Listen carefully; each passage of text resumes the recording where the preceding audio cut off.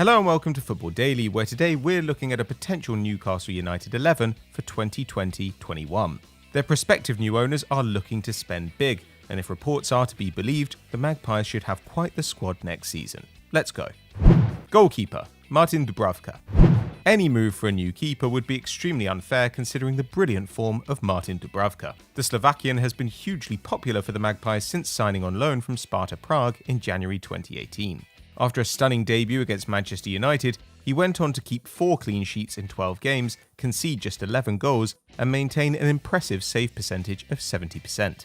Unsurprisingly, Newcastle activated their £4 million option to buy the following summer, which has proved to be a bargain. In the last 2 seasons, he's maintained an average save percentage of 71%, with 231 saves from 324 shots faced. This is particularly strong considering how unfancied Newcastle were this campaign, with many tipping them for relegation. The Slovakia number 1 may be prone to the odd mistake, but he makes up for it with some spectacular reflexes cultivated during his youth in goal playing ice hockey. Spanish publication Marca even named the 31-year-old the Premier League Keeper of the Year for the 2018-19 season. If the new owners have any sense, Dubravka will stay between the sticks.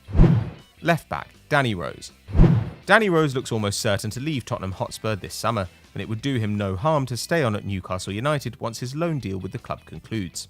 Once the Three Lions' best left-back, Rose has gradually watched his status in the English game crumble just 12 months on from playing in the Champions League final against Liverpool.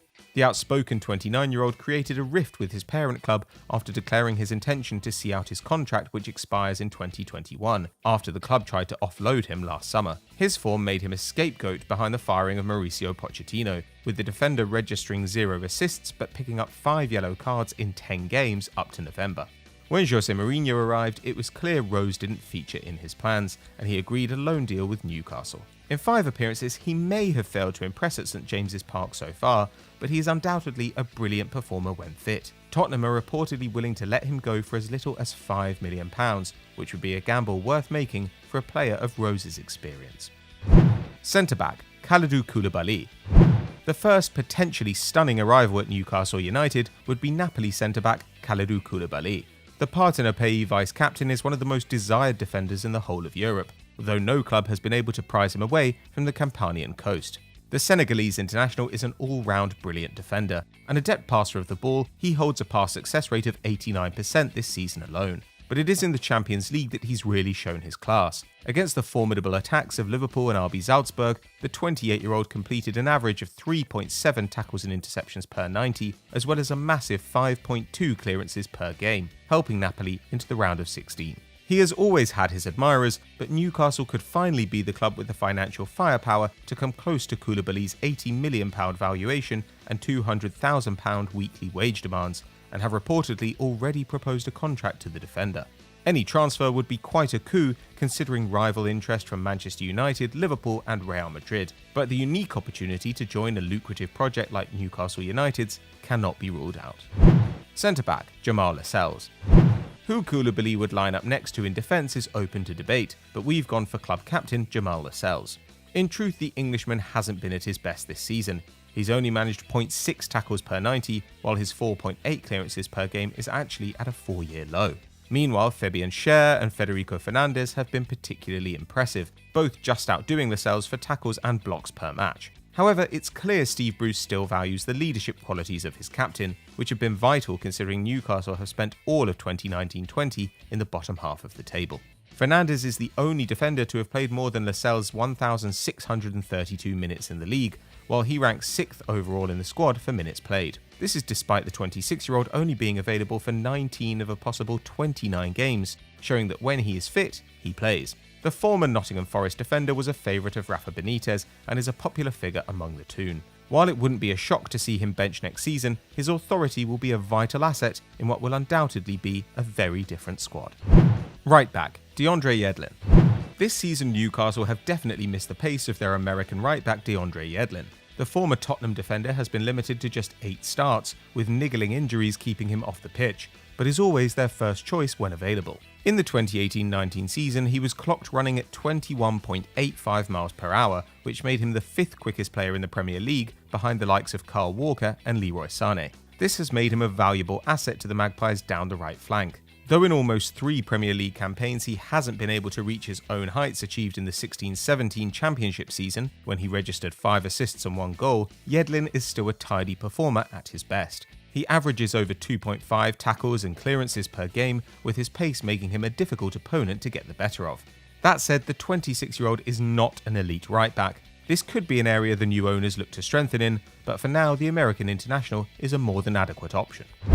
Left wing, Alain Saint-Maximin. The standout performer at St James's Park, Alain Saint-Maximin has quickly captured the hearts of the Toon with his electric performances this season.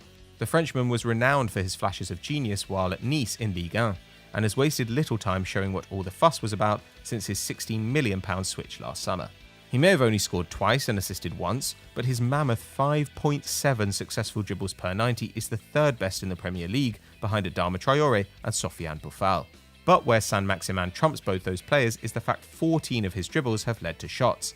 That may be 5 behind Mohamed Salah, who tops the list, but the Egyptian has completed 11 more full games than the 23-year-old. It goes to show that if Saint-Maximin played with more quality around him, his stats could be far better.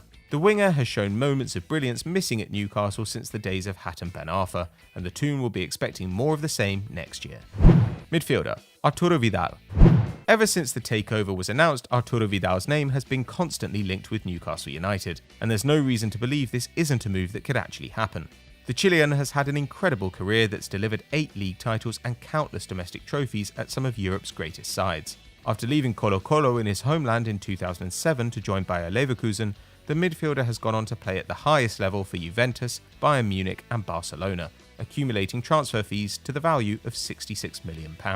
Now 32 years old, he may be thinking it's finally time to try his luck in the Premier League. This season he's watched his game time dwindle at the Camp Nou, playing just 908 minutes of La Liga football, with most of his 22 appearances coming from the bench. But that hasn't stopped him from scoring 6 times, actually making him the Blaugrana's 4th top scorer. So if Newcastle can successfully coax him to North England, they'll still have a world-class player on their hands.